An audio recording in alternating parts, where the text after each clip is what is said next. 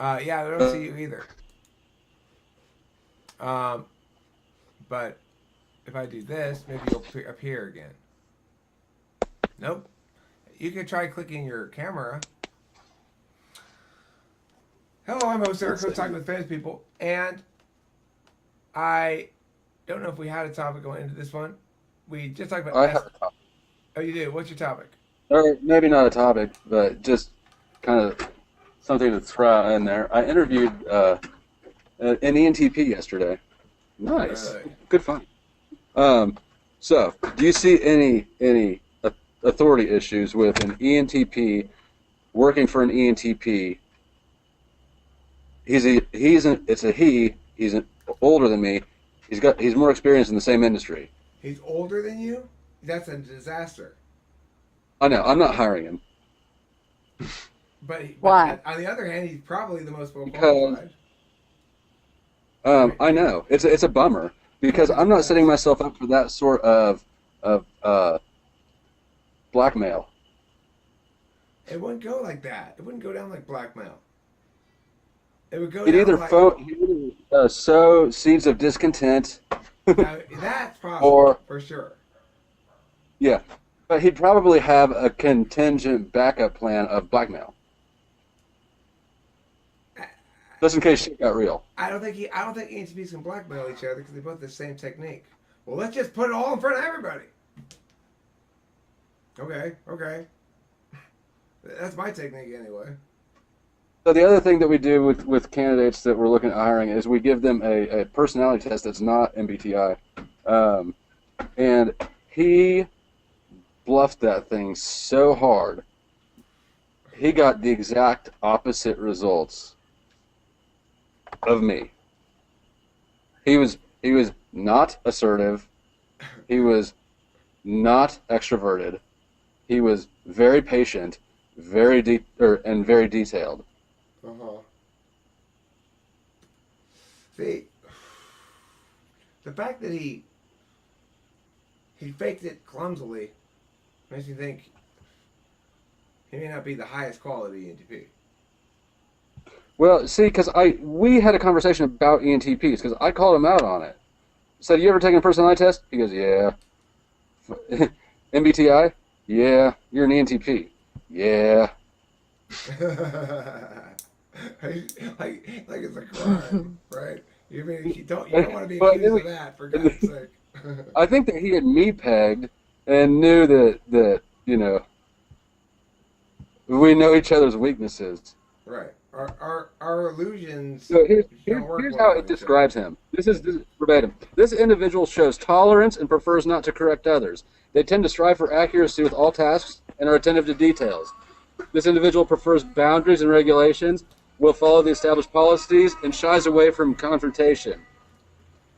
So That's just the first. That's did the you first two paragraphs of the results of his personality profiling test that he absolutely lied on. so but Right. did you additionally walk him through all this metacognitive shit, or did you just say you're just Yeah. like, nah, I'm not I gonna just bother? said you're an NTP. He gave me that knowing look, like yeah, shit, and um, and we talked about how fun arguing is. We almost got into an argument about arguing, but he remembered where he was. Right. And that won't last long. You won't remember that for more. In his interview, he almost forgot. He's a handful. I think Yeah, you're it's probably wise not to hire it's not going to work out. It's too bad. I liked him. him.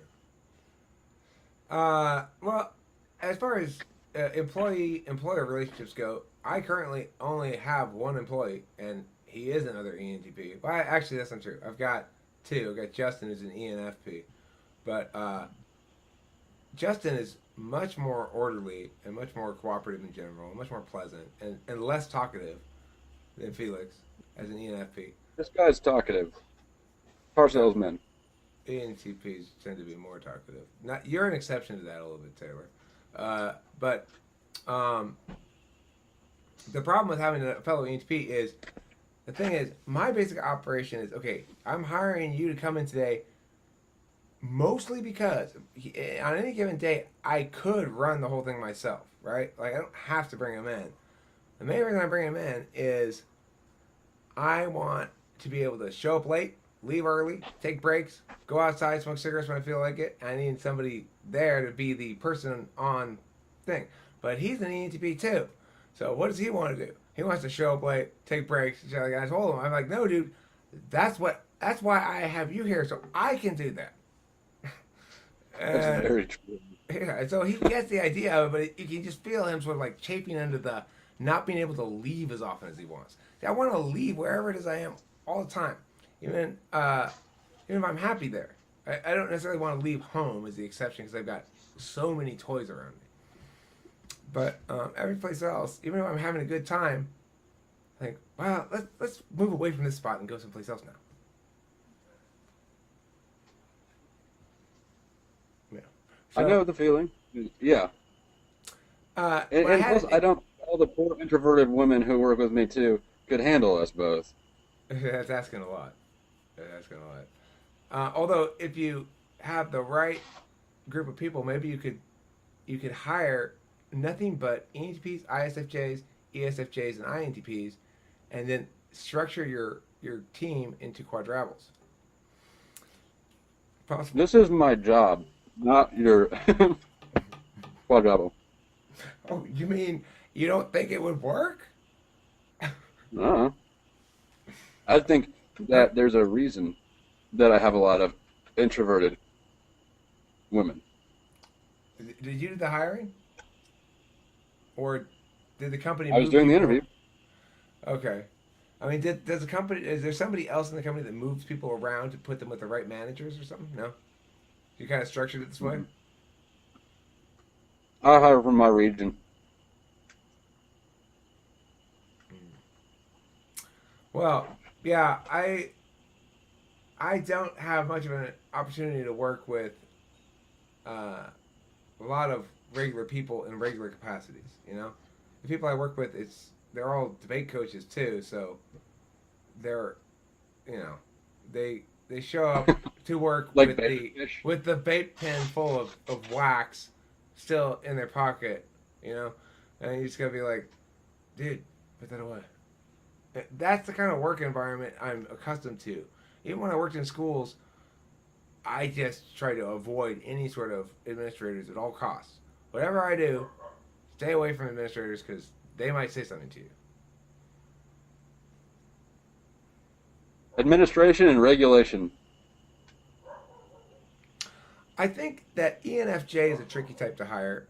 Abraham's was a really good employer for me. He fucked up a bunch at the beginning of this year, uh, for reasons that has to do with his youth and failure to understand timetables and shit like that.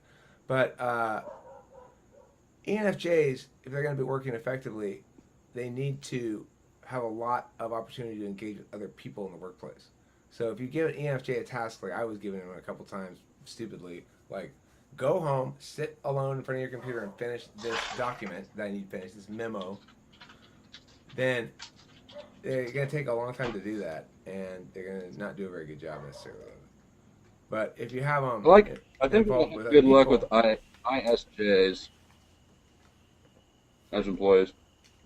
ISJs, ISTJs are remarkably helpful and low key.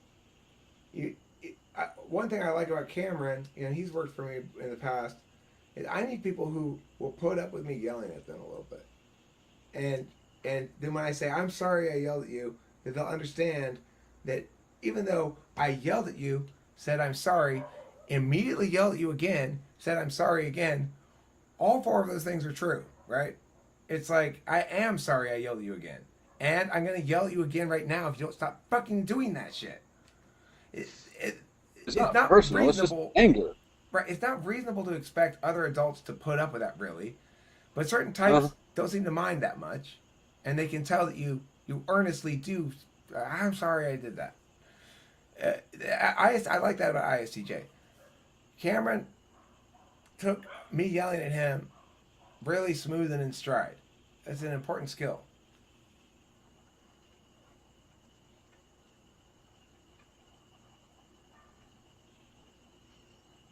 Do you ever have your women come to you and say, Taylor, Boss Taylor, you hurt my feelings yesterday? Um, I'm more likely to get the Boss Taylor. I feel like you don't notice me. To which I say, I notice you, and I don't intervene because you're doing fine. If you were doing poorly, you'd know. But listen, Boss I Taylor, recognize that that is an inadequate answer. listen, Boss Taylor. I'm a particularly realized ISFJ woman, and I want to explain something to you. Your job involves coddling us, not merely allowing us to do our job well, but to coddle us. Each of us needs a little ball cupping, as you would say. So I want you tomorrow to go over to each of our desks, give us a flower, and cup our balls gently, and then say, "You're doing a really, really good job," and pat us on the back. Okay?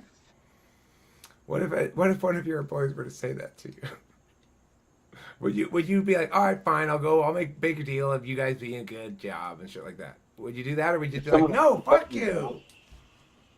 In lieu of the ball cupping, I think I would take some like oatmeal cookies, or just something a little All less right, invasive. replace ball cupping with oatmeal cookies. Now, Taylor, would you concede the point and go and try to coddle them, or would you just be like, hell no, that's just stupid? No, I tend to say, okay, you're doing a really good job, and I'll try to be better at acknowledging it in the future, and then just be relieved when that emotional exchange is over. Can everybody agree that everybody needs positive affirmation in one way or another? Yeah, I mean, I think I recognize that that is a need for most people, and it's probably something I should work on. I want to know if you're that unconvincing when you tell them. No, Are you good at faking it? Are you like, listen, Charlene, I don't it has been such a rough week for me, but I want you to know you are a rock. You really, well, the thing is, without you I'm here the in this boss. office, I don't So know when what I I'm would be able to do. I rely on you for your help. It's so, so appreciated. Do you do that shit? He's Or, not going to sugarcoat it like that. I'd be if I had to get to that level of ass of Kissing. just coddling, I'd delegate it to HR. can you send me a senior delegator, a senior ball cupper, please? Ideally, someone who's completed all the training courses. But I don't think anyone has who's that needy has ever worked for me long enough to feel comfortable coming to me with that concern at that extreme level. But Well, I've got a kind of mindset that if I have to deal with a customer on a retail job, I kind of snap into a thing where I'm a nice guy, and I do the same thing with people if I need to affirm something. I don't really want to half the time, but I kind of feel obligated to, and then I almost pretend that I really, really care when I care, but not so much. well, Yeah. I mean, to a certain extent, it's I know exactly what you're talking about. I just have never seen myself. I don't know how effective I am. I don't know if I pull it off and they leave satisfied, or I fail miserably and they leave because I'm done with you. talking.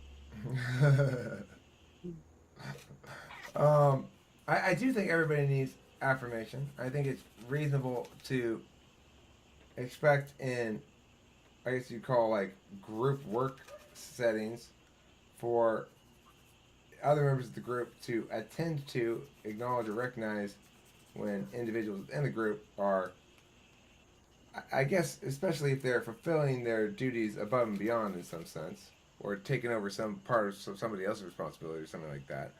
But I think But that, I mean, you don't have to speculate about it. I believe that we're pretty attention needy as ENTPs. oh yeah, for sure, I agree with that. absolutely. And I think that it's insanely healthy to receive it. Makes you change the way you are in lots of different ways to receive a lot of affirmation. I'm in this freaky weird position where I open the computer every morning and there's a red number by the bell, and 90% of it is affirmation directed at me, which is pretty weird. And you can it's a substantial metaphysical force, and so it's potentially very dangerous. I think if somebody young enough, too young, who hasn't experienced enough failure. I mean, if you've been swimming in failure for decades, then you probably have built up some decent immunity to thinking you're hot shit. Now, if you want to go down that road, it kind of sounds like you're almost talking about a spoiled rich kid. Like he has so much positive affirmation, like, oh, you're great, just do whatever you want, you can do this, you can do that. You know what I mean? Well, I don't. I mean, as a spoiled rich kid myself, I tend to favor that state of affairs. I think it's a good state of affairs to have. You'd like to be a spoiled rich kid, ideally, if you could be one. I am, and have It been is my the whole ideal life. state of being for all people, I think. Right. So, Well, but- you're not a prick, Eric. I mean, I thank you, Well, BNTB in Tim. my You're view, not a prick either. guys are pricks. Well, Right back at you, okay, buddy. thanks. Right back at you. Yeah, we do. But these guys, these You're kids, not- can get whatever they want. Their parents buy them their car. I feel like that these guys just they don't know how to handle defeat. They don't know how to be nice to people. I don't know. Right, but I think I feel like there's another component to it. we don't. I mean, we don't respect that, I don't. and I don't think that we would respect it in ourselves if that was the case. I agree with that. I mean, no, look. The thing though is we can detach the douchiness from the spoiledness or the rich kiddiness. Those things are explanations as to why somebody's behaving badly. I think when we address our energies to why someone's behaving badly, we're not addressing our energies to how can we more shame the shit out of this person who's behaving badly, which is the only response that matters. I don't give a fuck why you're doing this bad thing. I'm here to yell at you about it. Right? That's I like that a lot better than you're bad because you're spoiled, you're bad because you're rich, you're bad because you're one of the 1%, you're bad because you're Republican, you're bad because you're Democrat, you're bad because you're a woman, you're bad because you're a leftist.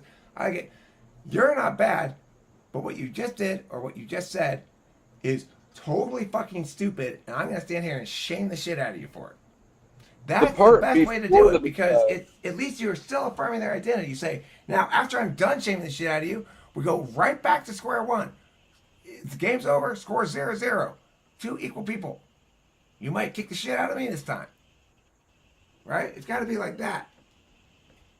It is good to separate the bad action from the bad person. I agree with you. Well, if Just someone's like doing a kind of- bad action, or if some people are just bad people, but most of them are just people. Eric, you Someone just does you a bad just action. sounded you just Does, sounded doesn't like matter. Isn't your Just bad? This is bad because you're bad because your views are bad because your opinions are bad because. Who cares? Who gives a shit about because?